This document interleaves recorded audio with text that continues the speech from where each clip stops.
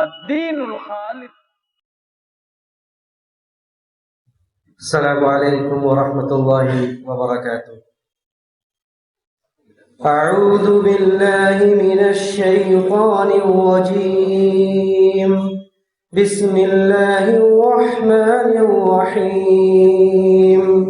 वश्शम्सि वदुहाहा वल्क़मरि इज़ा तलाहा वन्नहारि इज़ा जल्लाहा वल्लैलि इज़ा यग़शाहा वस्समाइ वमा बनाहा वल्अर्दि वमा तहाहा वनफ्सिन वमा सव्वाहा फ़अल्हमहा फुजूरहा वतक़वाहा क़द अफ़लह मन ज़क्काहा वक़द ख़ाब मन दस्साहा कज़्ज़बत समूद बितग़वाहा इज़ इंबअथ अश्क़ाहा फ़क़ाल लहुम रसूलुल्लाहि नाक़तल्लाहि वसुक़याहा फ़कज़्ज़बूहु फ़अक़रूहा फ़दमदम अलैहिम रब्बुहुम बिज़ंबिहिम फ़सव्वाहा वला यख़ाफ़ु उक़बाहा। अस्सलामु अलैकुम।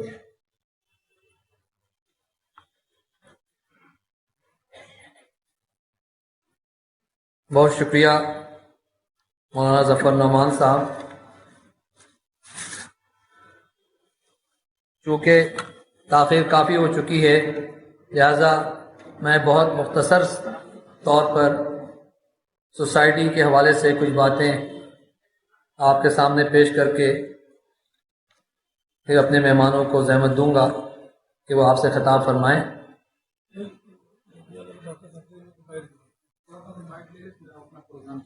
बाइक बाद में ले लीजिए यार, 5 मिनट 2 मिनट नहीं, हम तो अपना काम जारी रखते हैं, आप बाइक ले लीजिए, आप किनारे के होकर बाइक ले लीजिए, इसलिए कि टाइम काफ़ी हो जाएगा। अस्सलामु अलैकुम वरहमतुल्लाह।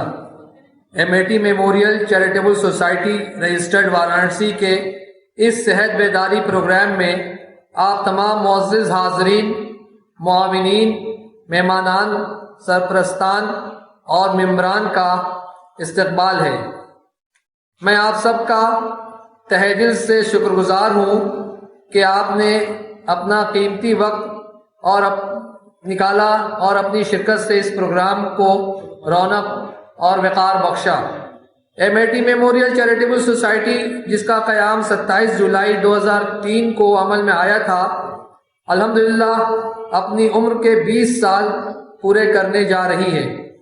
इन 20 सालों में सोसाइटी के ज़रिया जो समाजी व फलाही खिदमात अंजाम दी गई, उम्मीद है कि आप हजरात उनसे कमोबेश वाकिफ़ होंगे। फिर भी सोसाइटी के क़याम का मकसद, उसके तरीक़ेकार और उससे मुताल्लिक़ चंद बातों का मुख्तसर तौर पर जिक्र कर देना ज़रूरी समझता हूँ। सोसाइटी का बुनियादी मकसद ये रहा है कि खिदमत खल्क़ के जज्बे से हुसूल व बक़ाए सेहत पर ख़ास जोर देते हुए सेहतमंद समाज और माशरे की तामीर में ताउन करना। चुनांचे इस मकसद से सोसाइटी मरहलेवार जो खिदमात अंजाम देती है, उसके तहत पहले मरहले में prevention is better than cure पर अमल करते हुए हेल्थ अवेयरनेस प्रोग्राम मुनक़िद करना है। आज का ये प्रोग्राम भी इसी सिलसिले की एक कड़ी है। आपको ये जानकर खुशी होगी कि हमारा ये 14वां सेहत बेदारी प्रोग्राम है। इससे कबल जिन अमराज पर हमने प्रोग्राम किए, उनमें cancer, diabetes, tuberculosis, osteoporosis, hepatitis, heart disease, diarrhoeal disease, asthma and allergy, joint disease, mental illness, dengue, thyroid और शुगर के मरज़ और रोज़ा से मुताल्लिक़ मौजू पर इस मर्ज़ के एक्सपर्ट डॉक्टर्स के ज़रिया आवाम में बेदारी पैदा करने की कोशिश की गई है। आज के इस सेहत बेदारी प्रोग्राम में आप हजरात प्रोस्टेट ग्लैंड से मुतालिक हमारे चीफ स्पीकर से मालूमात हासिल करेंगे। अगला मरहला भी सेहत बेदारी से ही ताल्लुक़ रखता है, वो ये कि बुकलेट, किताबचा, फोल्डर, हैंडबिल की मुफ्त तकसीम के ज़रिया भी मुख्तलिफ बीमारियों और सेहत से मुताल्लिक़ मसाइल के तई आवाम को जानकारी देना और उन्हें बेदार करना। आज के प्रोग्राम में भी गेट पर हमारा ऐसा ही एक स्टॉल लगा हुआ है। अगला मरहला भी सेहत से ही मुताल्लिक़ है, जिसके तहत शहर के मुख्तलिफ इलाकों में और ख़ास तौर से पसमानदा इलाकों में free multi specialty mega medical camp मुनक़िद करके गरीब और ज़रूरतमंद लोगों की मदद और उनकी रहनुमाई करना है। पिछले साल बाढ़ से परेशान लोगों के लिए मोहल्ला सरैया में एक बहुत ही कामयाब कैंप मुनक़िद किया गया था, जिससे करीबन 500 से ज़ायद लोग फैज़याब हुए। पिछले साल नवंबर में MIT अस्पताल बजरडीहा में भी ऐसा ही एक कैंप लगाया गया, जिससे वहाँ की आवाम को भी काफ़ी तक़वियत मिली। अल्हम्दुलिल्लाह सोसाइटी अब तक ऐसे छोटे बड़े 60 कैंप ऑर्गेनाइज कर चुकी है। सोसाइटी के ज़रिए अक्सर मुफ्त सर्जरी कैंप भी मुनक़िद किए जाते रहे हैं, जिनमें जनरल सर्जरी के अलावा मोतियाबिंद का मुफ्त ऑपरेशन कराया जाता है। गरीब व ज़रूरतमंद लोगों के बराह रास्त इलाज व मुआवजा के लिए सोसाइटी के ज़ेर एहतमाम अल्हम्दुलिल्लाह बजरडीहा इलाके में MIT मेमोरियल अस्पताल और रेड़ू तालाब और लोहता इलाके में MIT मेमोरियल चैरिटेबल डिस्पेंसरी मुफ्त तिब्बी खिदमात अंजाम देती है। मज़कूरा वाला तमाम खिदमात सेहत से मुताल्लिक़ हैं। इनके अलावा भी सोसाइटी के ज़रिया कई दूसरी फलाही खिदमात अंजाम दी जाती रही हैं। मसलन शदीद ठंड से परेशान गरीब लोगों में कंबल की तकसीम या बाढ़ से मुतासिर इलाके में गल्ला, अनाज और अद्वियात की तकसीम वगैरह। अल्लाह ताला हमारी खिदमात को कबूल फरमाए और इन कामों में जिन लोगों ने ताउन फरमाया और हिस्सा लिया उनको अजर अजीम से नवाजे। आमीन सुम्मा आमीन। मैं अपने इन तमाम मुआमिनीन का तहे दिल से शुक्रगुजार हूँ और उनके साथ आप तमाम हज़रात से भी दिलबस्ता गुजारिश और अपील करता हूँ कि आप दामे दिरमे सुखने कदमे हर तरह से सोसाइटी का ताउन फरमाएं और इसके ज़रिया किए जा रहे समाजी व फलाही कामों में हिस्सा लेकर सवाब दारैन हासिल करें। बहुत शुक्रिया। अपनी बात ख़त्म करने से पहले मैं आखिरी 2 बातें अर्ज़ कर देना ज़रूरी समझता हूँ। पहली बात तो ये कि सोसाइटी के बानी सदर इंजीनियर अहमद फौजी साहब, जो अब तक हमारे तमाम प्रोग्राम में शरीक रहा करते थे, अपनी अलालत के सबब आज यहाँ मौजूद नहीं हैं। आप सब उनकी सेहत के लिए दुआ फरमाएं। दूसरी अहम तरीन बात यह कि सोसाइटी के chief adviser professor doctor VP Singh साहब, एक्स डायरेक्टर IMS BHU भी बहुत अलील हैं और वो भी आज के प्रोग्राम में शरीक नहीं हैं। पिछले दिनों मेरी उनसे फ़ोन से बात हुई थी और जब मैंने उनको इस प्रोग्राम के बारे में बताया तो उन्होंने कहा कि मसूद, तुम ज़रा भी परेशान ना होना, ये दोनों नौजवान डॉक्टर्स यानी प्रोफेसर डॉक्टर मुमताज़ अंसारी साहब और प्रोफेसर डॉक्टर समीर त्रिवेदी मेरी कमी का एहसास ना होने देंगे और ये दोनों प्रोफेशनली भी और बाय नेचर भी इतने अच्छे हैं कि सोसाइटी को हर कदम पर गाइड करेंगे और अपनी मदद पहुंचाएंगे। लिहाजा VP सर की ये बातें आप दोनों डॉक्टर्स से अर्ज करते हुए मुझे यकीन है कि उनकी बातें रायगा नहीं जाएंगी। शुक्रिया।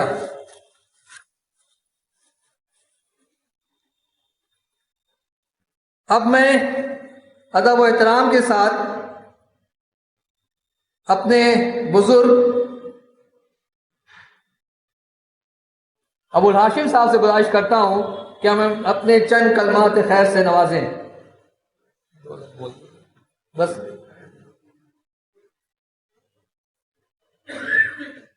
इसके बाद मैं अपने chief guest professor Mumtaz Ansari साहब से गुजारिश करता हूं कि आप हमें अपने खिताब से नवाजें प्रोफेसर डॉक्टर मुमताज़ अंसारी साहब।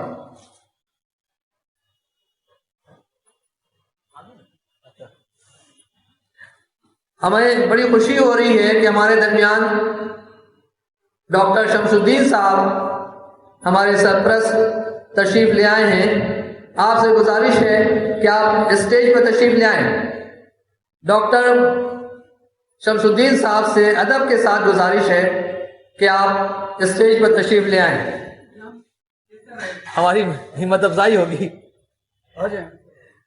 हमें इस बात का भी फख्र है कि हमारा पहला सेहत बेदारी प्रोग्राम भी जब हुआ था 2004 में,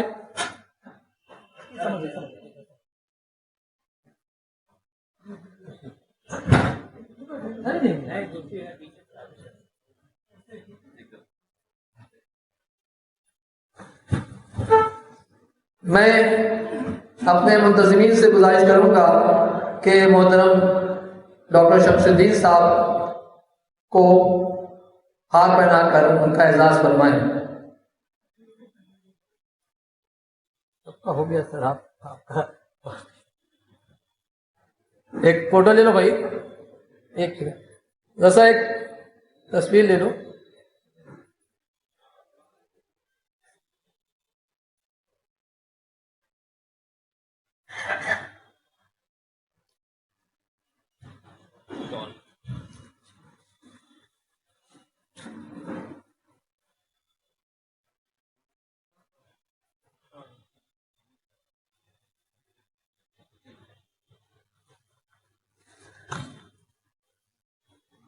मैं अपने मुंतज़मीन से गुजारिश करता हूँ, या ये फ़र्ज़ मैं ही अदा कर रहा हूँ कि मैं अपने बुज़ुर्ग डॉक्टर शमसुद्दीन साहब को शॉल पहनाने का एजाज़ हासिल कर रहा हूँ।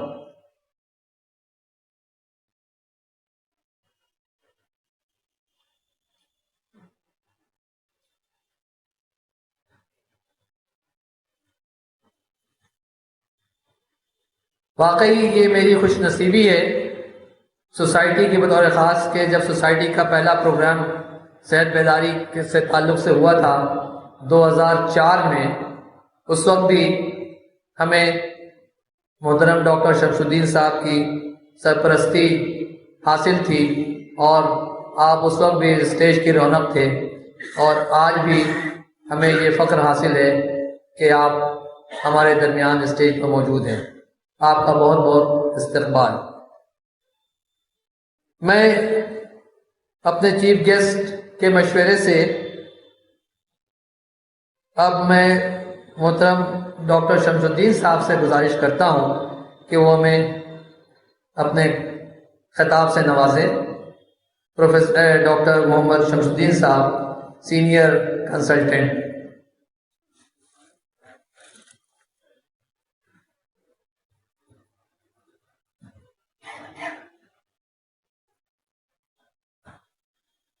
अस्सलाम वालेकुम।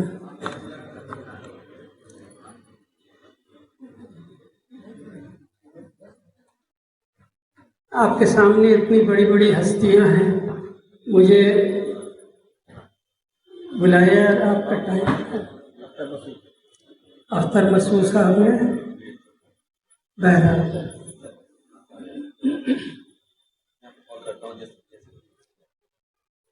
जब ये शुरू हुआ था प्रोग्राम तकरीबन 2004 में, तो मैं आया था, इनसे बात हुई थी, तो इनका एक बहुत बड़ा प्रोग्राम इन्होंने बतलाया था कि पब्लिक में अवेयरनेस लाई जाए सेहत के बारे में। उसके बाद मैं शायद अटेंड नहीं किया, मैं बाहर चला गया था। अब आया हूँ तो फिर इन्होंने किया। बहरहाल ये बहुत खुशी की बात है कि ये प्रोग्राम आगाही सेहत चल रहा है, इससे पब्लिक को बहुत फ़ायदा हो रहा है और आइंदा भी होगा। मगर इसमें यह है कि पब्लिक जब इंटरेस्ट लेगी तभी ये कामयाबी सामने आएगी। तो इसलिए पब्लिक में ये बात फैलनी चाहिए। बहुत कम लोग हैं जो यहाँ पे नज़र आ रहे हैं, तो ये आप लोगों की जिम्मेदारी है कि लोगों में ये प्रोपेगेट करें कि प्रोग्राम में आए, क्योंकि ये कहा गया है कि prevention is better than cure English में। तो ये इस तरह से अगर हम ऐसे प्रोग्राम में आते जाते रहेंगे, मालूमात बढ़ेगी तो बहुत बेहतर होगा। चलो इसके बाद काफ़ी इतना, शुक्रिया।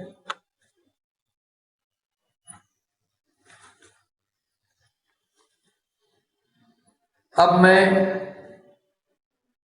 इससे पहले के अपने chief speaker professor doctor Sameer Trivedi साहब को ज़हमत दूं कि वो आज के मौजू, आज के टॉपिक पे तफसील से रोशनी डालें, मैं थोड़ा सा उनका तारुफ पेश कर देने की सादत हासिल कर रहा हूँ। आपका नेटिव प्लेस जबलपुर है। आपने संस्कृत स्कूल रेवा से 1985 में हाई स्कूल पास किया, फिर वहीं से 1987 में ISC, उसके बाद SS मेडिकल कॉलेज रेवा से 1993 में MBBS की डिग्री हासिल की। उसके बाद आपने बॉम्बे यूनिवर्सिटी से 2002 में MCH और उसी साल DNB की डिग्री हासिल की। उससे पहले 1998 में आपने गांधी मेडिकल कॉलेज और हमीदिया हॉस्पिटल भोपाल से MS किया। आप MBBS के दौरान 6 गोल्ड मेडल हासिल करने में कामयाब हुए। ये आपका एजाज, आपका इख्तिसास रहा है। इसके अलावा आप मुख्तलिफ सोसाइटीज से जुड़े हुए हैं। आप यूरोलॉजी सोसाइटी ऑफ इंडिया के लाइफ मेंबर हैं, urology society of India north zone के भी लाइफ मेंबर हैं, यूरोपियन एसोसिएशन ऑफ यूरोलॉजी के मेंबर हैं, अमेरिकन यूरोलॉजी एसोसिएशन के मेंबर हैं, Uttar Pradesh association of urology के साबिक सेक्रेटरी रहे हैं। इसके अलावा आप BHU IMS यूरोलॉजी डिपार्टमेंट में 2004 से अपनी खिदमत अंजाम दे रहे हैं। आपने 2004 में असिस्टेंट प्रोफेसर के तौर पर BHU ज्वाइन किया और इस वक्त यूरोलॉजी डिपार्टमेंट के प्रोफेसर और हेड के तौर पर अपनी खिदमत अंजाम दे रहे हैं। आपके रिसर्च पेपर्स की तादाद इस कदर लंबी है कि मैं बहुत मुख्तसर में बयान कर रहा हूँ। आपके 80 पेपर्स जो हैं इंटरनेशनल और नेशनल जर्नल्स में शाया हो चुके हैं। इसी तरह से मुख्तलिफ कॉन्फ्रेंसेस, इंटरनेशनल सोसाइटीज़ और कॉन्फ्रेंसेस में आपने शिरकत भी की और मुख्तलिफ जहत से उससे वाबस्ता हैं। आपके अंडर में रिसर्च का काम जारी है। आपने 2 रिसर्च प्रोजेक्ट्स को तकमील तक पहुंचाया है और 3 रिसर्च प्रोजेक्ट्स चल रहे हैं। आपको मुख्तलिफ अवार्ड्स से भी नवाजा जा चुका है, जिसकी फहरिस्त भी काफ़ी तवील है। आप कई किताबों के मुसन्निफ हैं और ख़ास तौर से यूरोलॉजी और प्रोस्टेट पे आपकी हैंडबुक्स और आपके पेपर्स और आपके चैप्टर्स शाया हो चुके हैं। आपके अंडर में कई स्टूडेंट्स MS, MCH और PhD कर चुके हैं। ये हमारे लिए बहुत खुशी और फख्र की बात है कि आज ऐसी गिराकद्र हस्ती हमारे दरमियान मौजूद है। मैं नहायत अदब व एहतराम से प्रोफेसर डॉक्टर समीर त्रिवेदी साहब से गुजारिश करता हूँ कि आप स्टेज पर तशरीफ़ ले आएँ और हमें अपने एड्रेस से नवाजें और इस टॉपिक पे तफसील से रोशनी डालें। Professor doctor Sameer Trivedi. इसको हटा दें, ये मार्कर पेन भी है और डस्टर भी है, अगर कुछ एक्सप्लेन करना हो तो इसको साइड में कर दे तो ऑडियंस डिस्टर्ब नहीं होगी। जैसा कहें आप। कॉलर माइक है, कॉलर माइक है ना? नहीं, बहुत ज़्यादा नहीं पढ़ाना है। अच्छा ठीक है, ठीक है।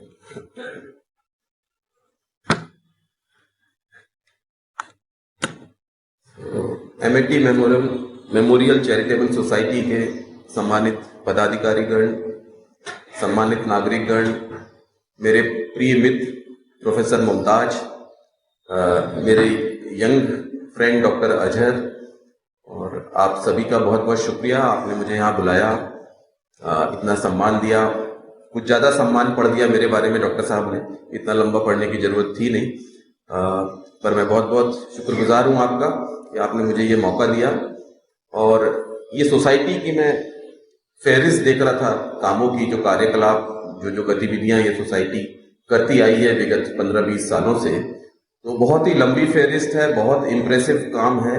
और देख के बहुत अच्छा लगा कि कोई संस्था इस तरह से जनता में स्वास्थ्य के प्रति जागरूकता फैलाने का काम कर रही है, हेल्थ अवेयरनेस का काम कर रही है, और इससे हमारा काम बहुत आसान हो जाता है। अगर जनता अवेयर हो जाती है अपनी हेल्थ को लेके, अपने स्वास्थ्य को लेके सावधान हो जाती है, सावधानियां बरतती है, तो इससे डॉक्टर्स का काम काफी आसान हो जाता है। तो हम हमेशा ये चाहते हैं कि लोग अवेयर हों, जागरूक बने, स्वास्थ्य संबंधी जानकारी प्राप्त करें, और उससे समाज का तो भला होता ही है और हमारे ऊपर प्रेशर कम रहता है। हम उन चीज़ों पे फोकस कर सकते हैं जो ज़्यादा सीरियस बीमारी रहती है। बहुत सी बीमारियां होने से पहले ही, जैसा डॉक्टर साहब कह रहे थे, prevention is better than cure, तो बहुत सारी छोटी मोटी बीमारियां अगर आम पब्लिक अपनी जीवन शैली नियमित रखे, हेल्दी लाइफस्टाइल को जिए, तो इन समस्याओं से लोग वैसे ही निजात पा सकते हैं, डॉक्टर के पास जाने की आवश्यकता नहीं पड़ेगी। आज का जो विषय मुझे दिया गया है बोलने के लिए, वो है प्रोस्टेट से संबंधित बीमारियां, उनके लक्षण, उनका निदान, क्या बचाव किया जा सकता है। प्रोस्टेट होता क्या है? ये पुरुषों के शरीर में, महिलाओं के शरीर में ये चीज नहीं होती। पुरुषों के शरीर में एक ग्लैंड होता है या ग्रंथि होती है। आमतौर पे इसका आकार और इसका साइज एक अखरोट के जैसा होता है, और ये आपके शरीर में जो यूरिन को स्टोर करने की थैली होती है, जिसको हम लोग यूरिनरी ब्लैडर कहते हैं, वहां से जब पेशाब की नली निकलती है, जो आपके शरीर से पेशाब को बाहर ले जाती है, तो उस थैली के मुंह पे ये पेशाब की नली को चारों तरफ से घेर के रखता है। तो पेशाब की नली इसके बीच से इस तरह से जाती है। इसका जो सामान्यतः काम होता है वो आपके वीर्य से संबंधित होता है, रिप्रोडक्शन से संबंधित रहता है। तो इसका मतलब है कि एक बार आप अपनी फैमिली कंप्लीट कर चुके हैं 35-40 की उम्र के बाद, तो आपके शरीर में प्रोस्टेट का ज्यादा रोल नहीं रह जाता। दिक्कत यह है कि जैसे जैसे मनुष्य की उम्र बढ़ती है, प्रोस्टेट का साइज बढ़ता है, और ये एक नॉर्मल एजिंग का चेंज है। मतलब ये प्रोस्टेट का बढ़ना कोई बीमारी नहीं है। जिस तरह आपके बाल सफेद होंगे, आपकी आंखों में मोतियाबिंद होगा, आपके दांत कुछ ढीले पड़ जाएंगे उम्र के साथ साथ, उसी तरह प्रोस्टेट भी साइज में बढ़ेगा। तो ये एक बहुत बड़ी भ्रांति है, जनता में तो है ही, बहुत से डॉक्टर्स में भी है, कि प्रोस्टेट अगर बढ़ गया है तो उसका इलाज करना है। ये गलत है। अगर बढ़ा हुआ प्रोस्टेट आपको दिक्कत कर रहा है, अगर आपके यूरिन के फ्लो में रुकावट पैदा कर रहा है, आपको पेशाब से संबंधी दिक्कतें आ रही हैं, तभी प्रोस्टेट के इलाज की जरूरत है। सिर्फ इसलिए कि आपने अल्ट्रासाउंड कराया और अल्ट्रासाउंड में बड़ा प्रोस्टेट दिख गया तो आपको उसके इलाज की जरूरत नहीं है, तो उससे परेशान होने की आवश्यकता नहीं है। ये नॉर्मल एजिंग का चेंज है। अब प्रोस्टेट बढ़ता क्यों है? एक तो एज के साथ साथ बढ़ता है, उसके अलावा प्रोस्टेट के कुछ और कारण होते हैं बढ़ने के। एक होता है अनुवांशिकी, जेनेटिक्स। कुछ फैमिलीज में प्रोस्टेट ज्यादा तेजी से बढ़ता है, ज्यादा कम उम्र में बढ़ जाता है, और कुछ लोगों में देर से बढ़ता है। ये आपकी जीन से रिलेटेड है। ये दोनों ही चीजें आपके हाथ में नहीं है। ना आप एजिंग को कंट्रोल कर सकते हैं, ना आप अपनी जीन्स को चेंज कर सकते हैं। जो जीन्स आपको मिली है वो वही रहेगी। आप क्या बदल सकते हैं? अब जो रिसर्च हुई है पिछले कुछ सालों में, उससे ये पता लगा है कि कुछ आपकी दिनचर्या, आपका खान पान, ये सब भी प्रोस्टेट के साइज को बढ़ाने में कुछ रोल प्ले करता है। तो अगर आप हेल्दी लाइफस्टाइल जीते हैं, एक अच्छी डाइट लेते हैं, तो आपके प्रोस्टेट की बढ़ने की स्पीड कम हो सकती है। ये अभी कंसेप्ट धीरे धीरे आ रहा है। ये चीजें आपके हाथ में है जो आप कंट्रोल कर सकते हैं। क्या क्या सावधानियां बरत सकते हैं, क्या लाइफस्टाइल होनी चाहिए, इस पे हम लोग थोड़ा सा विस्तार में बाद में बात करेंगे। प्रोस्टेट के बारे में बात करना जरूरी क्यों है? अगर आप हमारे देश की पॉपुलेशन का पिरामिड देखें, हम लोग पॉपुलेशन पिरामिड कहते हैं उसको, तो आज से करीब 10 साल 20 साल पहले हमारे देश का ज्यादातर हिस्सा पॉपुलेशन का 15 से 20 साल, 8 से 10 साल, इस तरह की एज ग्रुप में था। अब धीरे धीरे जो हमारा पिरामिड है वो शेप बदल रहा है। अब एक अच्छा खासा नंबर हमारी पॉपुलेशन का 35, 40, 45, 50 उस उम्र में आ रहा है। ये वो उम्र है जब प्रोस्टेट से संबंधित बीमारियां शुरू होती हैं। तो ना सिर्फ हमारी पॉपुलेशन बढ़ रही है, साथ में पॉपुलेशन का वो हिस्सा बढ़ रहा है जिसके प्रोस्टेट से संबंधित होने बीमारियों के होने का चांस उस पॉपुलेशन में सबसे ज्यादा है। तो अगले 15, 20, 25 सालों में हमारे देश में प्रोस्टेट से संबंधित रोगों की संख्या काफी तेजी से बढ़ेगी, और इसलिए ये जरूरी है कि हम जनता में इस बात को फैलाएं, लोग इस बात को लेकर जागरूक रहें। तीसरी चीज, जब ये प्रोस्टेट बढ़ता है तो आपको क्या दिक्कत कर सकता है, आपको लक्षण क्या आ सकते हैं इससे संबंधित? प्रोस्टेट के बढ़ने के कारण एज के अलावा भी हो सकते हैं। मैं उस विषय पे आज नहीं जा रहा हूं। अगर आपको प्रोस्टेट का कैंसर है तो भी प्रोस्टेट बढ़ेगा साइज में, पर वो बहुत कम संख्या में होता है, इसलिए वो उसको आज मैं टच नहीं कर रहा हूं। हम उस प्रोस्टेट के बढ़ने की बात कर रहे हैं जो नॉर्मल एज के साथ होता है, जिसको हम लोग BPH कहते हैं, बिनाइन प्रोस्टेटिक हाइपरप्लेशिया। हम लोग उस प्रोस्टेट की बात कर रहे हैं। तो आपको लक्षण क्या आएंगे जब ये प्रोस्टेट बढ़ेगा?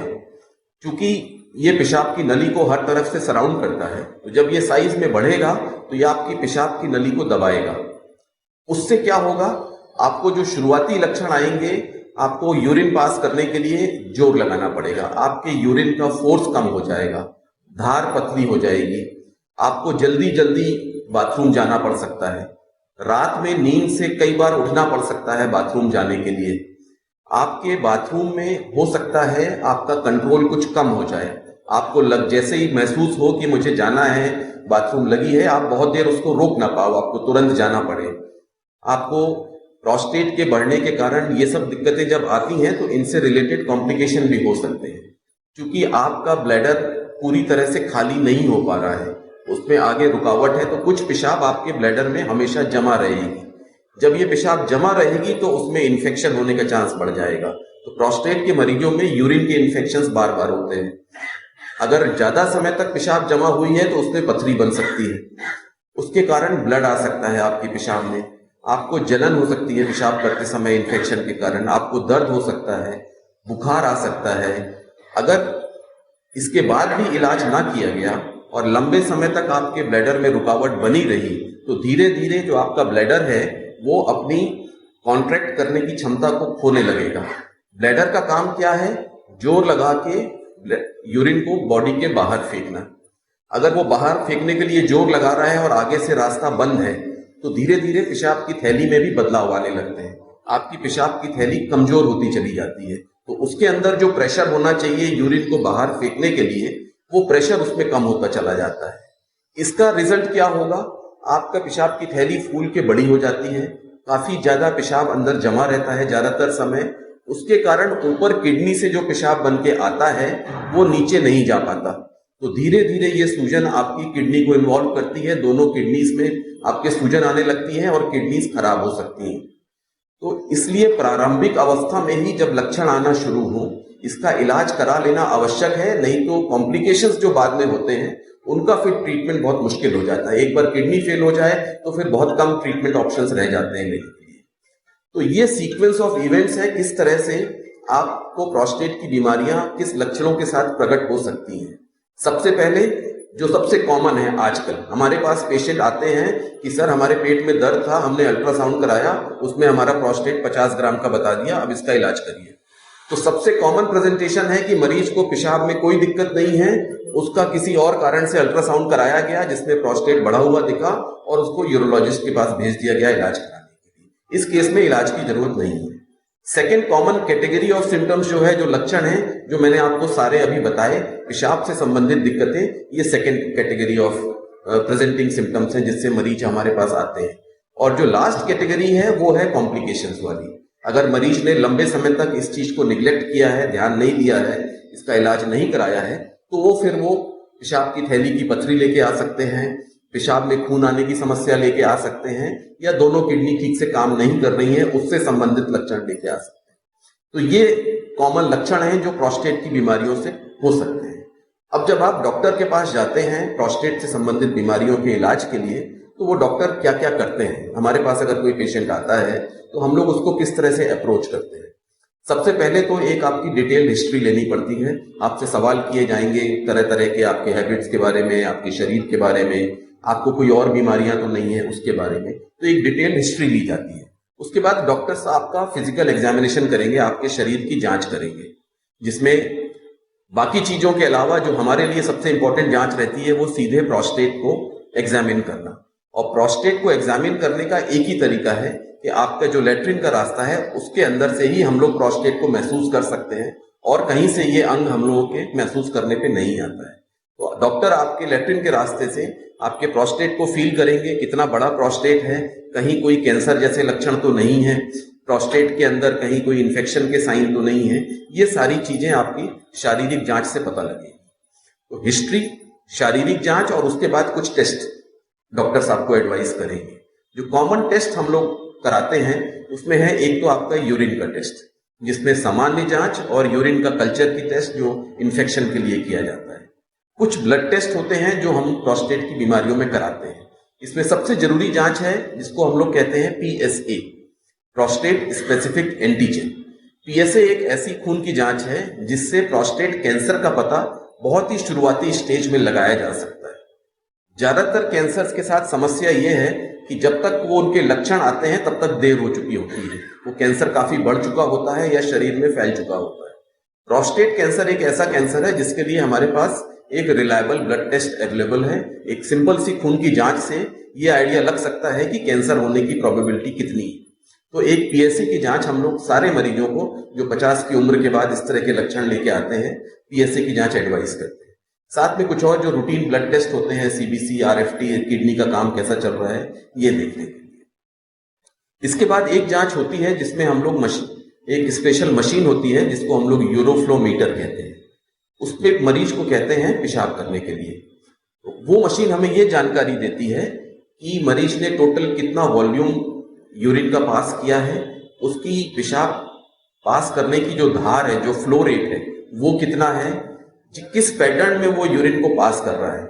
ये जरूरी नहीं है कि अगर आपको पेशाब करने में दिक्कत हो रही हो तो वो सारा समस्या प्रोस्टेट के कारण ही। आपकी पेशाब की नली में भी सिकुड़न हो सकती है, आपकी पेशाब की थैली में पथरी हो सकती है। उस केस में आपका प्रोस्टेट जिम्मेदार नहीं है, ये दूसरी चीज है। तो अलग अलग बीमारियों से रुकावट जो होती है उसका अलग अलग पैटर्न यूरोफ्लोमेट्री के टेस्ट में पता लगता है। तो उससे हमें ये आइडिया लगता है कि मरीज को जो पेशाब की दिक्कतें आ रही हैं, क्या ये प्रोस्टेट के कारण हो सकती हैं या इसका कोई और कारण हो सकता है।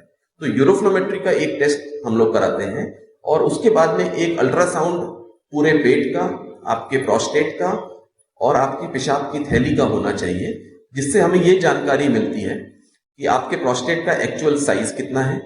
आप जब पेशाब कर लेते हैं उसके बाद कितना पेशाब अंदर थैली में बचा हुआ रह जाता है, जिसको हम पोस्ट वॉइड रेसिड्यूल कहते हैं।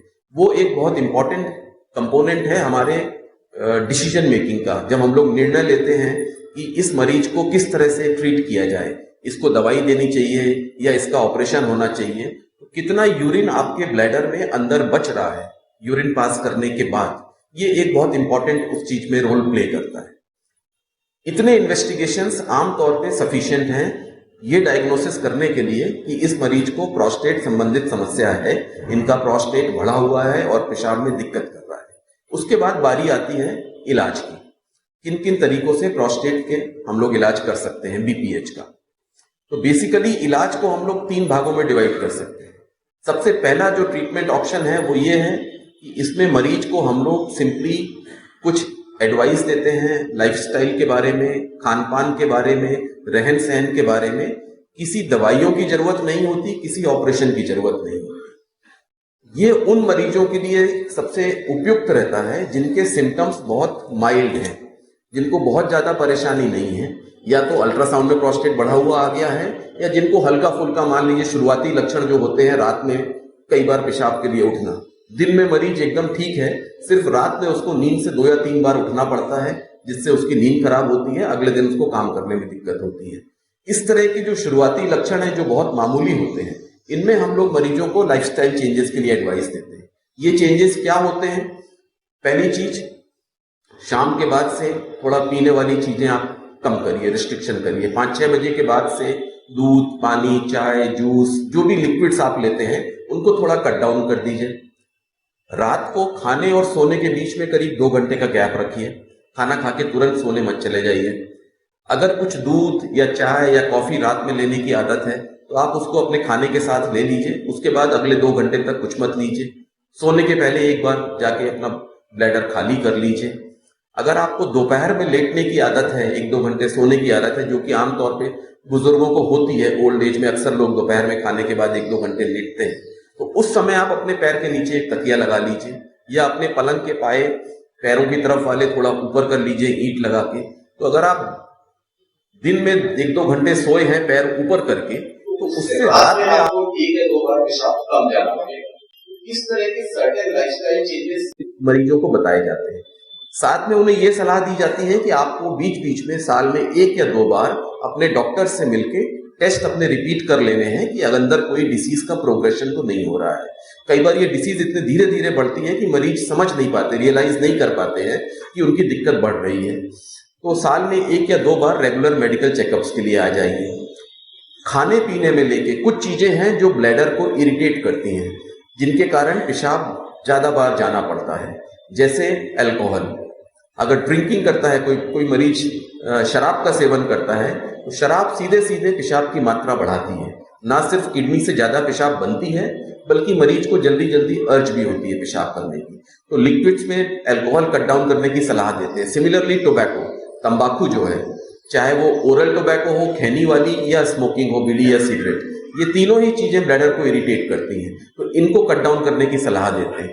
बहुत मसालेदार खाना है, बहुत मसालेदार खाना भी ब्लैडर को इरिटेट करता है, या बहुत ज्यादा चाय और कॉफी का सेवन है, या जो कोल्ड ड्रिंक्स रहती है, कोका कोला, पेप्सी, इस तरह की जो सोडा वाली ड्रिंक्स रहती हैं, ये सारी चीजें यूरिन प्रोडक्शन को अफेक्ट करती हैं, जिसके कारण पेशाब की मात्रा बढ़ सकती है।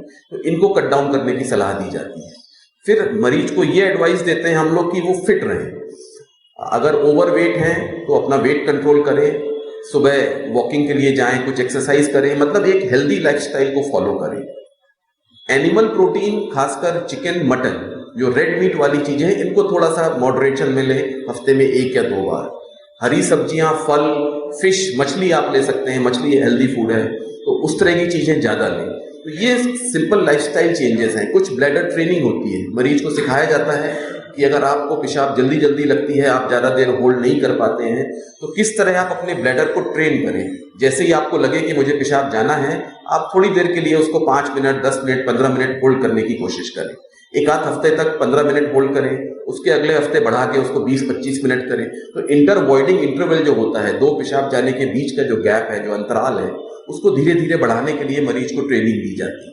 कुछ एक्सरसाइजेज होती हैं, पेल्विक फ्लोर एक्सरसाइज कहते हैं, जिसमें मरीज को हम लोग कसरत सिखाते हैं, जो लेटे लेटे, बैठे बैठे घर पे आप कभी भी आराम से कर सकते हैं, जिससे आपकी मांसपेशियां मजबूत होती हैं, पेल्विक फ्लोर की, यूरिन का कंट्रोल बढ़ाती हैं। तो ये सारे जो ट्रीटमेंट ऑप्शंस थे ये कैटेगरी 1 में थे, जिसमें किसी दवा का रोल नहीं है, किसी ऑपरेशन का रोल नहीं है। अनफॉर्चुनेटली ज्यादातर मरीज जो हमारे पास आते हैं वो ऑलरेडी लक्षण इतनी एडवांस उसमें लेके आते हैं कि उनके केस में सिंपल मेजर से काम नहीं चलता, आपको दवाइयां या फिर ऑपरेशन के बारे में सोचना पड़ता है। तो आजकल प्रोस्टेट से संबंधित बीमारियों के लिए बहुत अच्छी दवाइयां उपलब्ध हैं। पिछले 15-20 साल में कई नई दवाइयां आई हैं जिनके रिजल्ट्स बहुत अच्छे हैं, साइड इफेक्ट बहुत कम हैं और लोग सेफली इनको लेते हैं। बेसिकली हमारे पास 2 कैटेगरी है दवाइयों की जो हम लोग यूज करते हैं बीपीएच के ट्रीटमेंट में। पहली है जिसको हम कहते हैं अल्फा ब्लॉकर्स, जिनका काम ये रहता है कि जो आपकी पेशाब की थैली का मुंह है, जिसको प्रोस्टेट ने चारों तरफ से दबा के रखा हुआ है, ये दवाइयां खाने के बाद आपकी पेशाब की थैली का मुंह थोड़ा सा ज्यादा खुल जाता है। पेशाब का जो प्रवाह है, जो फ्लो है, उसको बढ़ाती हैं ये दवाइयां और इनका असर जो है वो तुरंत आने लगता है। 6 घंटे से 12 घंटे के बीच में इनका असर शुरू हो जाता है। तो ये बहुत फास्ट एक्टिंग दवाइयां हैं। जो दूसरी कैटेगरी ऑफ ड्रग्स है जिनको हम लोग 5 अल्फा रिडक्टेज इनहिबिटर्स कहते हैं, उनका काम रहता है प्रोस्टेट के साइज को कम करना। ये दवाइयां आपका 50 ग्राम का प्रोस्टेट है, आप खाते रहेंगे तो धीरे धीरे वो घट के 35, 40, 30 ग्राम तक आ जाएगा। दिक्कत यह है कि ये दवाइयां टाइम लेती हैं, इनका असर तुरंत नहीं आता। तो आमतौर पे इनको 3 से 6 महीने तक आप लगातार खाएंगे तब आपके प्रोस्टेट का साइज कम होगा।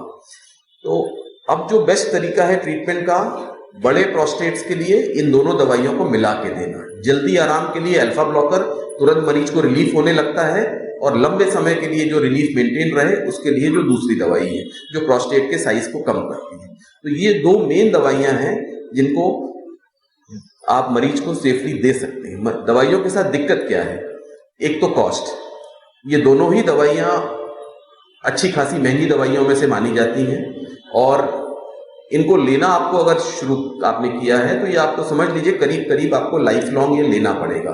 जिस तरह आप ब्लड प्रेशर, शुगर, हार्ट की दवाइयां लेते रहते हैं, ताउम्र आप लेते रहते हैं, उसी तरह ये दवाइयां भी आपको लेनी पड़ेंगी। जब भी आप इनको बंद करेंगे धीरे धीरे आपकी दिक्कत दोबारा शुरू हो जाएगी। तो ये 2 चीजें हैं जो दवाइयों के इस्तेमाल के खिलाफ जाती हैं, कीमत और लंबे समय तक इनकी जरूरत। फायदा यह है कि इन दवाइयों के साथ आप बहुत आराम से अपनी जिंदगी काट सकते हैं, आपको ऑपरेशन की जरूरत नहीं है। आज से 15-20 साल पहले प्रोस्टेट का इलाज सिर्फ और सिर्फ ऑपरेशन होता था, क्योंकि दवाइयों का रोल था नहीं। तब दवाइयां तभी दी जाती थी जब मरीज या तो ऑपरेशन के लिए तैयार नहीं है या इतना सिक है कि ऑपरेशन किया नहीं जा सकता, फिट नहीं है वो। उसके अलावा बाकी सारे केसेस में ऑपरेशन ही मेन इलाज था। अब चीजें बिल्कुल उल्टी हो गई हैं। अब ऑपरेशन सिर्फ सिलेक्टेड लोगों में किया जाता है। उसके कुछ इंडिकेशंस हैं कि अगर ये चीजें हैं तो इसका ऑपरेशन करना चाहिए। उसके अलावा बाकी सारे मरीजों का इलाज दवाइयों से ही किया जाता है। किन कंडीशंस में ऑपरेशन जरूरी हो जाता है? पहली चीज, अगर मरीज एकदम ही पेशाब नहीं कर पा रहा है, पेशाब बंद हो गई है, उसको नली लगा दी गई है, उसमें भी पहले हम लोग दवा देके प्रयास करते हैं कि रास्ता खुल जाए, मरीज पेशाब करने लगे। अगर बार बार वो पेशाब बंद हो जा रही है दवा लेने के बाद भी, तो वो इंडिकेशन है कि अब इसका ऑपरेशन होना चाहिए। दूसरा इंडिकेशन है कि अगर मरीज को बार बार इन्फेक्शंस हो रहे हैं और क्लियरली वो उस इन्फेक्शन का कारण जो है वो प्रोस्टेट है और कोई शरीर में ऐसी चीज नहीं है जो इन्फेक्शन को प्रमोट कर रही हो, तो ऐसे केस में भी ऑपरेशन जरूरी हो जाता है। या पेशेंट को बार बार पेशाब में ब्लड आ रहा है, जिसको रिफ्रैक्टरी हिमेचूरिया कहते हैं हम लोग। क्लियरली अगर बड़ा प्रोस्टेट है, उसके कारण ब्लीडिंग हो रही है और लगातार ब्लीडिंग हो रही है, तो ऑपरेशन जरूरी हो जाएगा। चौथा इंडिकेशन यह है कि अगर मरीज को कोई ऐसी बीमारी हो गई है प्रोस्टेट के कारण, मान लीजिए लंबे समय से रुकावट थी, उसने इलाज नहीं किया और अब पेशाब की थैली में एक पथरी बन गई है, तो पथरी दवा से नहीं जाएगी, आपको ऑपरेशन करना पड़ेगा। तो जब पथरी का ऑपरेशन होगा उसी समय दूरबीन से प्रोस्टेट का ऑपरेशन भी साथ में हो जाएगा, दोनों चीजें। पांचवा इंडिकेशन है कि अगर मरीज को इतना ज्यादा रुकावट है कि उसकी दोनों किडनी में सूजन आने लगी है, ऑब्स्ट्रक्शन हो रहा है, किडनी का काम खराब हो रहा है, ऐसे मरीजों में दवा पे दे के चांस लेना ठीक नहीं है, क्योंकि किडनी को बचाना सबसे इंपॉर्टेंट रहता है। ऐसे मरीजों में इमीडिएटली ऑपरेशन करके रुकावट को हटा देना चाहिए। छठा इंडिकेशन इन सब के बाद जो बचता है, कुछ मरीज दवा लेना पसंद नहीं करते, वो नहीं चाहते कि वो जिंदगी भर दवा पे रहे। उनका कहना यह रहता है कि डॉक्टर साहब आप ऑपरेशन कर दीजिए, हम दवा नहीं खाना चाहते। या दवाइयों की कीमत इतनी ज्यादा है कि उनको लगता है कि अगले 10 साल 15 साल में जितना खर्चा दवा पे करूंगा उससे कम खर्चे में मेरा ऑपरेशन आज हो जाएगा, उस केस में भी ऑपरेशन किया जा सकता है। इन सब कंडीशंस के अलावा मरीज को दवाइयां लेना प्रेफरेबल है। अब ऑपरेशन करने की तकनीकें भी बहुत बदल गई हैं। पुराने जमाने में प्रोस्टेट का ऑपरेशन मतलब चीरा लगा के पेशाब की थैली के अंदर से पूरा प्रोस्टेट एक साथ निकाल लिया जाता था। नेचुरली चीरा लगा के ऑपरेशन करना, ब्लड लॉस ज्यादा होता था, मरीज को ज्यादा दिन अस्पताल में रहना पड़ता था, कॉम्प्लिकेशन ज्यादा होते थे। अब धीरे धीरे चीरा लगा के ऑपरेशन करने वाली पद्धतियां करीब करीब खत्म हो गई हैं। आजकल बहुत रेयरली किसी को चीरा लगा के प्रोस्टेट का ऑपरेशन किया जाता है। ज्यादातर ऑपरेशन दूरबीन से होते हैं। मरीज दूसरे या तीसरे दिन अपने घर चला जाता है पेशाब की नली निकलवा के, और सक्सेस रेट अच्छा खासा 95% के आसपास है। उससे भी एडवांस टेक्निक्स आ गई हैं। आजकल तरह तरह के लेजर्स आ गए हैं। लेजर्स की विधि से भी प्रोस्टेट का बहुत अच्छे से इलाज किया जा सकता है। जिन मरीजों में बहुत बड़ा प्रोस्टेट है, दूरबीन से ऑपरेशन करना रिस्की है, या जिनको कुछ हार्ट की प्रॉब्लम है, बहुत हाई रिस्क है सर्जरी के लिए, उनमें लेजर एक सेफ ऑप्शन है। उसके अलावा और बहुत सारी नई नई पद्धतियां अब आ गई हैं, जिनमें मरीज को आजकल अस्पताल में भर्ती होने की जरूरत भी नहीं पड़ती। सुबह वो आते हैं, शाम को अपने घर चले जाते हैं। तो इस तरह की मिनिमली इन्वेसिव टेक्निक्स बहुत सारी आ गई हैं। एक्वा एब्लेशन है, यूरोलिफ्ट है, प्रोस्टेटिक आर्टरी एम्बोलाइजेशन, ऐसी बहुत सारी नई नई चीजें आ गई हैं। मैं आपको ये सब इसलिए बता रहा हूं कि आप ये समझ सकें कि हर तरह की प्रोस्टेट से संबंधित बीमारी का बहुत इफेक्टिव ट्रीटमेंट आजकल अवेलेबल है मॉडर्न मेडिसिन में, चाहे वो किसी भी तरह का हो। तो जरूरी ये है कि आप उसको लेके सचेत रहें, आप जागरूक रहें, टाइम पे अपने डॉक्टर से कंसल्ट करें, अपनी बॉडी को लेके आप अवेयर रहें, आपके शरीर में क्या बदलाव हो रहे हैं, आप ऑब्जर्वेंट रहें, क्या चेंजेस हो रहे हैं। तो जैसा कि शरीर के करीब करीब हर अंग के लिए सही है, वैसा ही प्रोस्टेट के लिए भी सही है। जितनी जल्दी आप अपने लक्षणों के लिए, अपने सिम्टम्स के लिए अपने डॉक्टर से कांटेक्ट करेंगे, उतना लॉन्ग रन में आपको सुविधा रहेगी, उतना कम इन्वेजिव ट्रीटमेंट आपको फेस करना पड़ेगा, और आपकी क्वालिटी ऑफ लाइफ उतनी बेटर रहेगी। तो कुल मिला के आज की डेट में अगर आपको प्रोस्टेट से संबंधित किसी भी समस्या का सामना करना पड़ रहा है, आपको इससे लेके किसी भी तरह की दिक्कत हो रही है, तो आपके आसपास जरूर ऐसे डॉक्टर्स होंगे जो बहुत इफेक्टिवली इसको ट्रीट कर सकते हैं। तो मेरी राय यही होगी कि ये मैसेज आप फैलाइए अपने दोस्तों में, अपने रिश्तेदारों में, अपने परिजनों में, कि इस तरह की समस्या का बहुत अच्छा और इफेक्टिव ट्रीटमेंट अवेलेबल है। ये मान के मत चलिए कि उम्र के साथ साथ पेशाब से संबंधी दिक्कतें होती हैं, वो एजिंग का पार्ट है। वो एजिंग का पार्ट नहीं है, वो एक बीमारी है जिसका बहुत इफेक्टिव ट्रीटमेंट अवेलेबल है। लोग अक्सर इस तरह की समस्या से ग्रसित होकर अपनी सोशल लाइफ कर्टेल कर देते हैं, बाजारों में जाना बंद कर देते हैं, मीटिंग्स में जाना बंद कर देते हैं, सोशल फंक्शंस में उनको लगता है कि अगर मुझे वहां बाथरूम लगाई तो मैं क्या करूंगा, अगर जल्दी जल्दी हो गई, या किसी के कपड़े अगर खराब हो जाते हैं तो वो नमाज नहीं पढ़ सकता, मंदिर नहीं जा सकता। तो इस तरह की चीजों को करने से बेहतर है कि आप संपर्क करें अपने डॉक्टर से, इसका बहुत इफेक्टिव ट्रीटमेंट अवेलेबल है। तो यही मेरा मैसेज आज के आपके लिए रहेगा कि इससे संबंधित बहुत अच्छे ट्रीटमेंट ऑप्शंस अवेलेबल हैं, उनका फायदा उठाइए, स्वस्थ रहिए, मस्त रहिए, मुस्कुराते रहिए। फिर से मैं आपका बहुत बहुत शुक्रिया अदा करता हूं, आपने मुझे ये मौका दिया, बहुत अच्छा लगा। Thank you so much. बहुत शुक्रिया डॉक्टर समीर साहब। अब मैं अपने ऑडियंस से गुजारिश करता हूं कि अगर उनके दिल में, उनके जहन में कोई भी बात इस टॉपिक से रिलेटेड है तो वो बराह रास्त डॉक्टर समीर साहब से अपनी समस्या बयान कर सकते हैं। किसी को अगर कोई बात पूछनी हो तो डॉक्टर समीर साहब आपको पूरी तरह से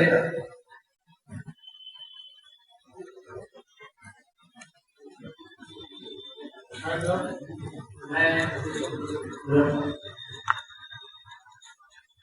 प्रोस्टेट का मरीज हूँ जी, और क्या फॉलोअप में हूँ जी, और वैसे मैं कार्डियोलॉजिस्ट के फॉलोअप में हमारी बात सही हुई हमारी जी। तो हमको आपने बात बताया कि ब्लैडर में यूरिन रुकने से इन्फेक्शन हो जाता है, हो सकता है। जी, हो सकता है जी, जी। हाँ, तो हमको ये प्रॉब्लम ये है कि यूरिन हमारी पास होती है, बहुत फोर्स नहीं है, मीडियम है जी, लेकिन थोड़ी यूरिन जैसे हमने टेस्ट कराया तो 35 ग्राम 30 ग्राम ऐसा ब्लड में रुकी रहती है जी। लेकिन हम क्या करते हैं कि वेट करके बाथरूम में जी, वॉशरूम में वेट करके उसको पास कर दें जी उसके बाद फिर हम नॉर्मल करते हैं। जी तो ये मतलब कि क्या है? जी, देखिए आप जो कर रहे हैं उसको हम लोग डबल वर्डिंग कहते हैं।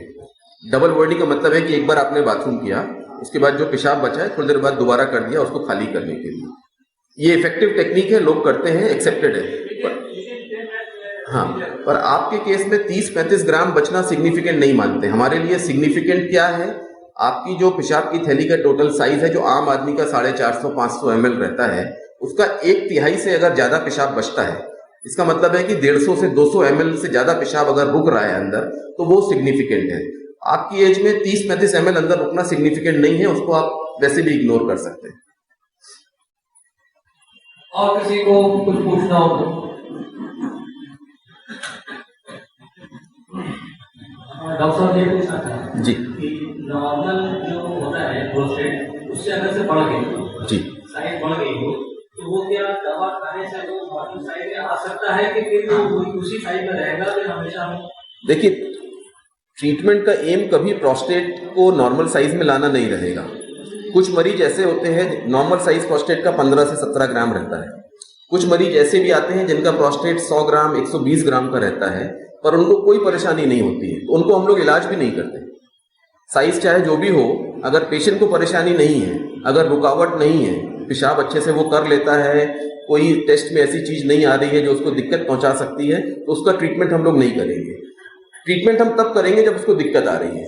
और अगर प्रोस्टेट का साइज कम करने की दवा खा रहा है वो, तो हमारा एम ऑफ ट्रीटमेंट प्रोस्टेट के साइज को देखने से ज्यादा ये रहेगा कि उसको इंप्रूवमेंट कितना लग रहा है उसके सिम्टम्स में।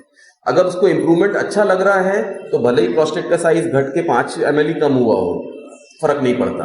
पर मान लीजिए उसका अल्ट्रासाउंड में प्रोस्टेट साइज आधा हो गया है घट के, पर उसकी दिक्कत वैसी की वैसी बनी हुई है, तो इसका मतलब है कि दवा का काम ठीक नहीं है। हमको एम ऑफ ट्रीटमेंट है मरीज को लाभ पहुंचाना, उसके सिम्टम्स को कंट्रोल करना, लक्षणों को कम करना। अगर साथ में प्रोस्टेट का साइज कम हो रहा है तो बहुत अच्छा है, नहीं कम हो रहा है डजंट मैटर, मरीज खुश होना चाहिए। एम ऑफ ट्रीटमेंट वो है। और किसी को कोई बात पूछनी हो तो? जैसे सुबह मैं टॉयलेट जाता हूँ, सुबह उठकर फिर टॉयलेट से बाथरूम नहा लेता हूँ, नहा के जब आता हूँ तो फिर महसूस होता है कि एक आध पेशाब निकल रही है, फिर बाथरूम जाना पड़ता है फिर नहाने के लिए। क्या ये प्रोस्टेट का सिस्टम जो आप कह रहे हैं उसको पोस्ट वॉइड ड्रिबल कहते हैं। पेशाब करने के बाद लास्ट में कुछ एक सेकेंड्स के बाद या 1-2 मिनट के बाद कुछ ड्रॉप्स कपड़ों में निकल जाना, ये अर्ली सिम्टम है प्रोस्टेट का।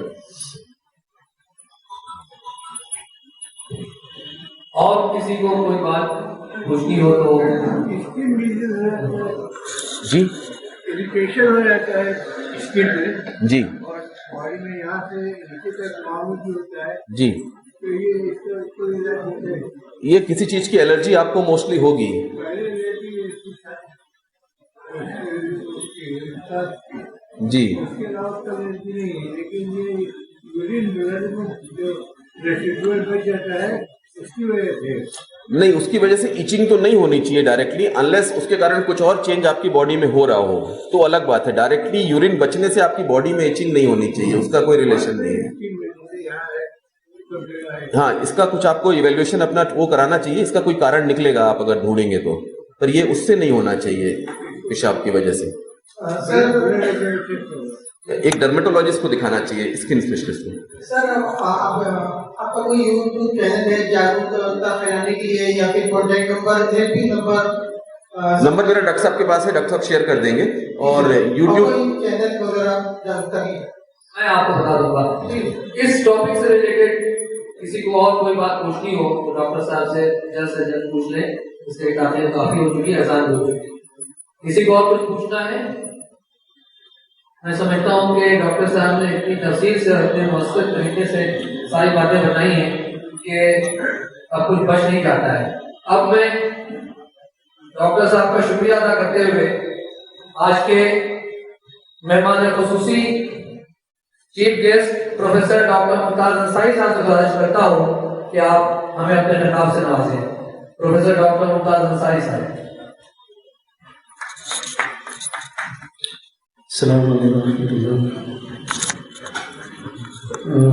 सबसे पहले मैं शुक्रगुजार हूँ MIT सोसाइटी जो करीबन 2 डिकेड से काम कर रही है और अपने मकासद में, अपने मकसद में पूरी तरह से कामयाब है, और उन मोहतरम का मैं शुक्रगुजार हूँ जिन्होंने इस चैरिटेबल सोसाइटी की बुनियाद रखी, क्योंकि हम जो सामने देखते हैं उसके अंदरूनी तह में किन किन ज़हीन लोगों का कंट्रीब्यूशन है, उनकी मेहनत है, वो शायद हम महसूस नहीं कर पाते हैं। जैसे आप ये बिल्डिंग देखिए, मेरी बुनियादी तालीम इसी बिल्डिंग से हुई है। मैंने अपनी इत्फाल से लेके 6वीं तक, बल्कि 8वीं तक मैंने इसी मदरसा में बुनियादी तालीम ली मैंने। फिर उसके बाद मेरी स्कूलिंग हुई, फिर उसके बाद मैंने MBBS ज्वाइन किया BHU में, फिर वहाँ से MS किया, फिर वहाँ से मैंने PhD किया, और अभी तक हम लोग रिसर्चेज में लगे हुए हैं। कहने का मकसद ये है कि जो भी किसी ट्रस्ट का बुनियादी मकसद होता है, उसकी कामयाबी तभी होती है जब उसके फ़ायदे नज़र आने लगे हमको सोसाइटी में। लेकिन अफसोस की बात यह है कि आज की इतनी बेहतरीन टॉक हमारे इतने मायनाज सर्जन डॉक्टर त्रिवेदी आप लोगों को शायद उतनी जानकारी इनके बारे में नहीं है, लेकिन मैं तो मेरे बेहतरीन दोस्त हैं, ये इतने बिजी सर्जन हैं, इतने बेहतरीन सर्जन हैं कि यूरोलॉजी के फील्ड में इनका नाम काफ़ी दूर दूर तक है, और इनके रिसर्चेस बहुत ही सिग्निफिकेंट है। इनके कंट्रीब्यूशन अमेजिंग है, बहुत ही ज़बरदस्त कंट्रीब्यूशन है इनका यूरोलॉजी के फील्ड में। ऐसे बेहतरीन सर्जन के मौजूद होने में सिर्फ 70 लोग सुनने आए हैं, ये एक अफसोस की बात है। क्यों? क्योंकि हमारी कम्युनिटी कितनी बड़ी है, मतलब हम इतने ज़्यादा तादाद में होते हुए एक अवेयरनेस मीटिंग में आने के लिए कितनी मुश्किल है हमको। शायद यही सब वजूहात हैं हमारे कम्युनिटी में मराइज इतने ज़्यादा मौजूद हैं, और अगर आप इसको स्टडी करने की कोशिश करेंगे तो मुझे लगता है कि आपकी आमदनी का एक अच्छा खासा रेशियो आपके हेल्थ मेंटेनेंस में जाता है। आप यूँ समझें कि आप बिजनेस में दिन रात लगे रहते हैं और बेहद कोशिश करने के बाद पैसे की आमदनी होती है, लेकिन उसको हम अपने इलाजात में आसानी से खर्च कर देते हैं। डॉक्टर साहब का बेसिक मोटो यही था कि कैसे इसको प्रिवेंट किया जाए, बीमारियों को कैसे कंट्रोल किया जाए, बीमारी होने से पहले क्या ऐसे इक़दाम किए जाए जिससे कि वो बीमारी हो ही ना। आप यूँ समझें कि इस सोसाइटी में सबसे ज़्यादा इमराज किस तरह के हैं, आप खुद इसके विटनेस हैं कि हर घर में इतने लोग डायबिटिक हैं, इतने लोग हाइपरटेंसिव हैं, इतने लोग को प्रोस्टेट है, कुछ लोगों को अलग अलग तरह के कैंसर हैं। सबसे ज़्यादा हार्ट डिजीज़ जो है, जो कि काफ़ी खर्चीली बीमारी है, जिसमें अच्छा खासी आमदनी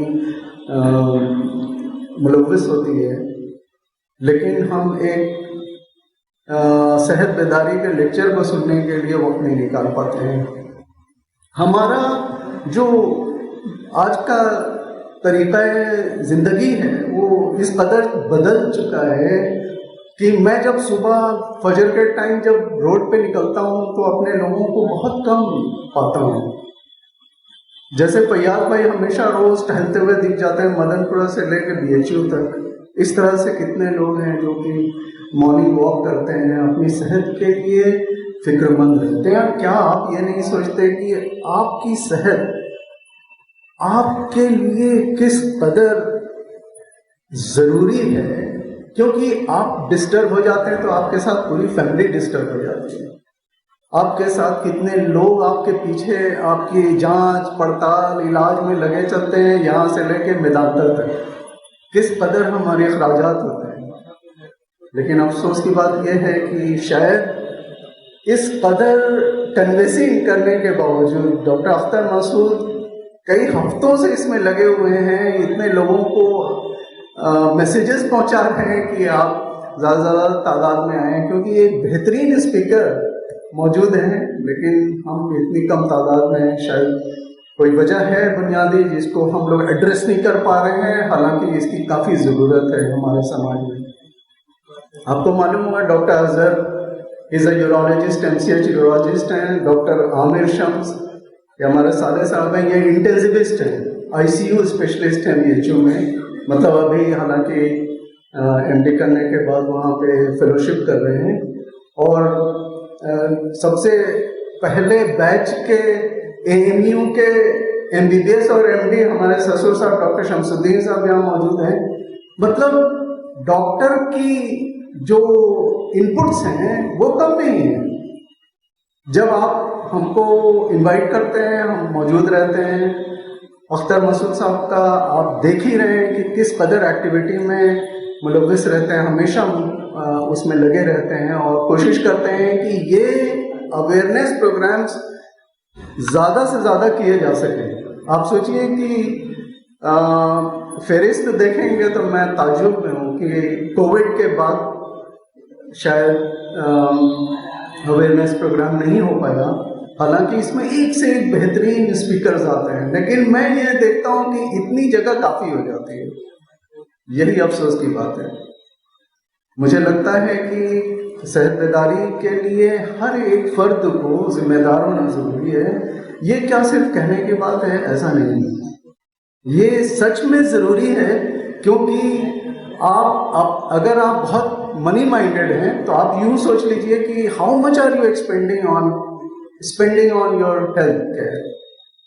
इतने इन्वेस्टिगेशंस करा रहे हैं, इतनी इलाजात करा रहे हैं, इतना वक्त अपना दे रहे हैं हॉस्पिटल्स के डॉक्टर्स के पीछे पीछे, लेकिन जो एक बेहतरीन लाइफ स्टाइल मॉडिफिकेशन जो हमारी इस्लामी बुनियादात में है कि आप सुबह जो है फजर के बाद वॉक करें, थोड़ा अपने खाने की हैबिट्स पर कंट्रोल रखें। जैसे डॉक्टर साहब ने इतने बेहतरीन तरीके से इन्होंने प्रोस्टेट की इतनी तफसील जानकारी दी, मुझे नहीं लगता कि आपको इतना सारा कॉम्बो मटेरियल इतने कम वक्त में मिल सकता है सभी जगह। तो मैं डॉक्टर समीर का तहे दिल से शुक्रिया अदा करता हूँ कि कम से कम हमारे बीच आए और उन्होंने अपने जानकारी और अपने एक्सपीरियंस को शेयर किया हम लोगों के बीच और हम लोगों की काफ़ी जानकारी बढ़ाई। डॉक्टर समीर, हम लोगों के ये सोसाइटी में सबसे ज़्यादा जहनी जो एक स्ट्रेस रहता है, टेंशन रहता है, वो ये रहता है कि हम नमाज के लिए जा रहे हैं लेकिन पेशाब 1-2 ड्रॉप गिर गई। हालांकि उसके भी मसाइल हैं कि आप उसको धो लें या आप उसको वेट कर लें। आप ये ना टेंशन में रहें कि आपकी पेशाब सही में निकल गई है। लेकिन फिर भी जो कॉमन प्रॉब्लम है, हमारे बहुत सारे मरीज ऐसे हैं प्रोस्टेट के जो इस डर के मारे ऑपरेशन नहीं कराते हैं कि पोस्ट सर्जिकल इनकॉन्टिनेंस जो होता है उससे बहुत ज़्यादा भयभीत रहते हैं, मतलब डर रहता है। इस वजह से बहुत सारे लोग तो इस वजह से नहीं ऑपरेशन करा पाते हैं। जैसा कि आपने कहा कि ज़्यादातर चंक ऑफ पेशेंट्स हैं वो ऐसे स्टेज में आते हैं कि उसमें शायद प्रिवेंटिव मेजर्स उतने इफेक्टिव रोल नहीं अदा करते हैं। तो ऐसे में आपके हिसाब से क्या करना चाहिए ताकि एक तो ये चीज़ें जो ड्रिबल पोस्ट वार्ड ड्रिबल है इसको कैसे कंट्रोल किया जाए, और फिर दूसरी चीज़ ये है कि ऑपरेशन के जो कॉम्प्लिकेशंस हैं जैसे आमतौर से इनकॉन्टिनेंस, जिसके लिए मुझे लगता है कि हर एक आदमी इसमें बैठ के ये बात ज़रूर सोच रहा होगा कि ऑपरेशन के बाद कहीं ऐसा ना हो जाए कि हमारी पेशाब कंट्रोल ना हो। दोनों ही चीजें आप जो कह रहे हैं एकदम सही है। जो पहला है post world triple, actually India में हम लोगों ने एक सर्वे में पार्ट लिया था, मंथली सर्वे था कि इंडियन मैन में प्रोस्टेट का सबसे कॉमन सिम्टम्स क्या है। तो surprisingly post world triple second most common symptom था। जो दूसरी कंट्रीज हैं वेस्टर्न लिटरेचर में वो 5वें 6वें नंबर पे आता है।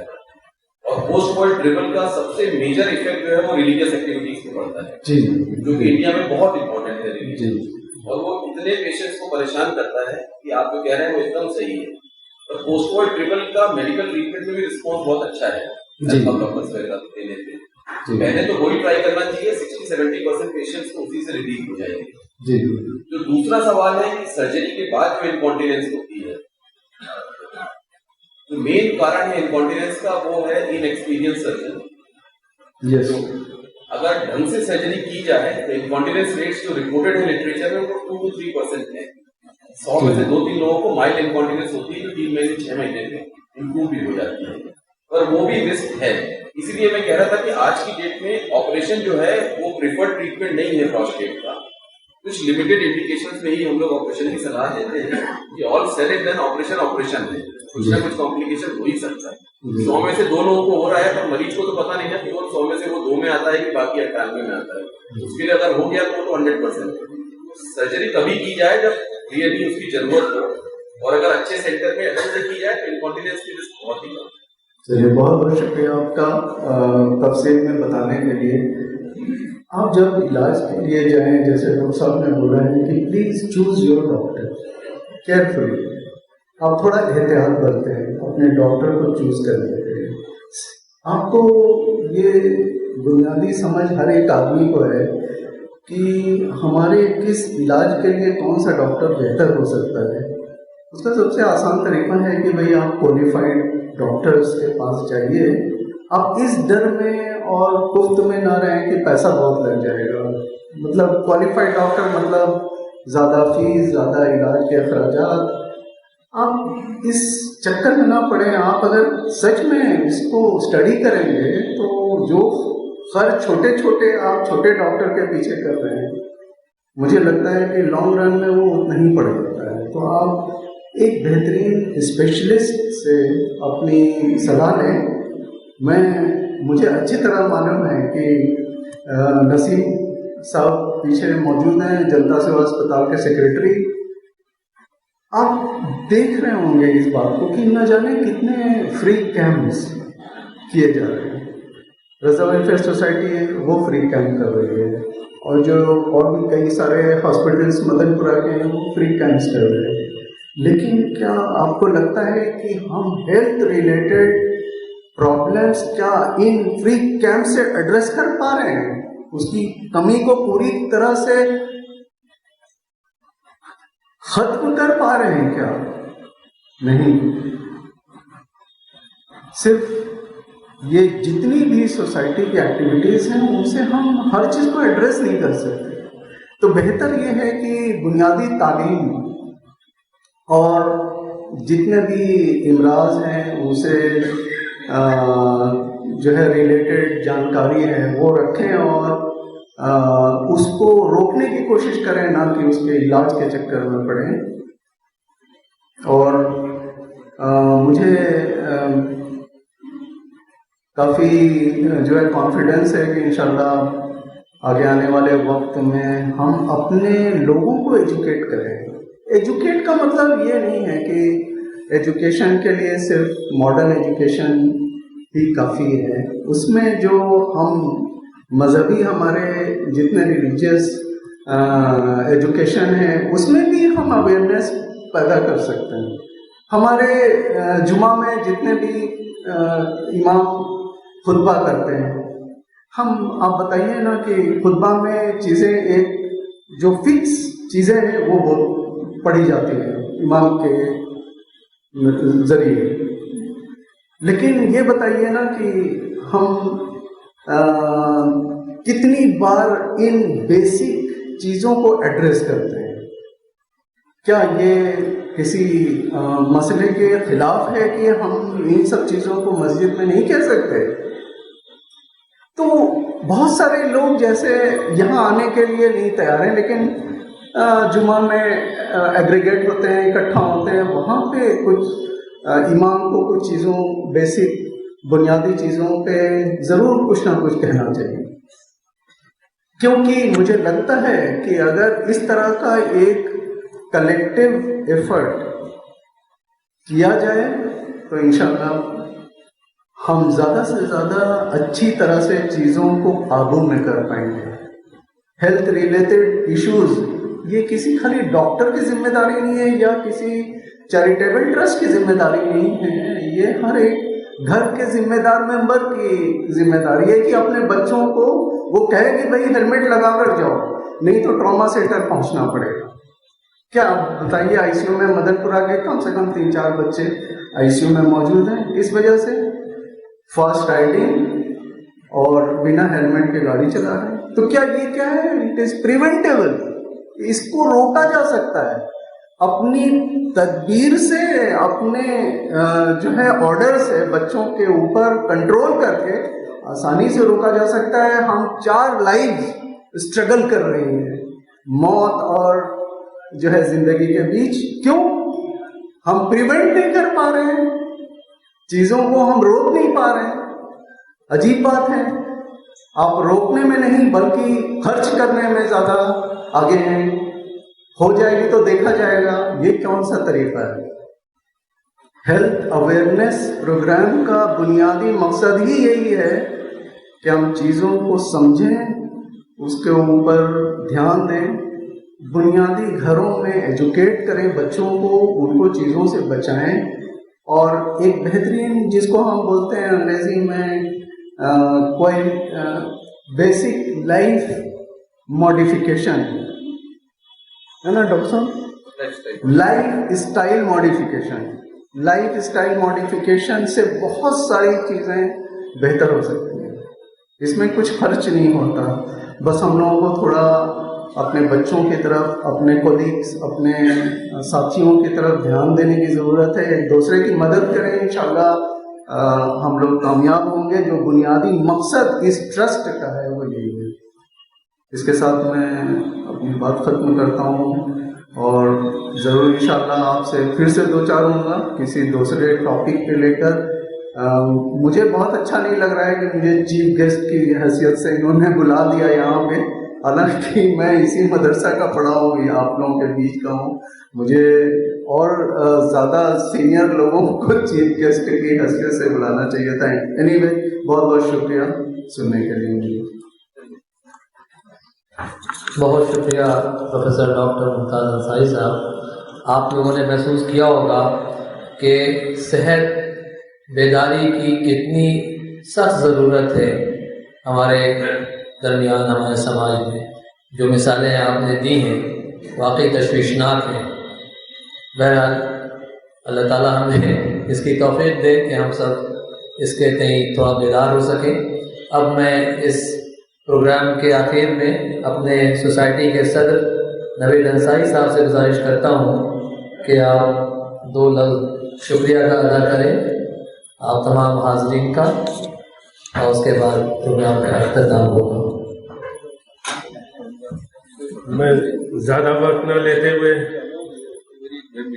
Doctor professor Sameer Trivedi ji, doctor Mumtaz, doctor Shamsuddin साहब, इन सब का मैं तहे दिल से शुक्रिया अदा करता हूँ कि इन्होंने इतनी अच्छी जानकारी हम लोगों को दी।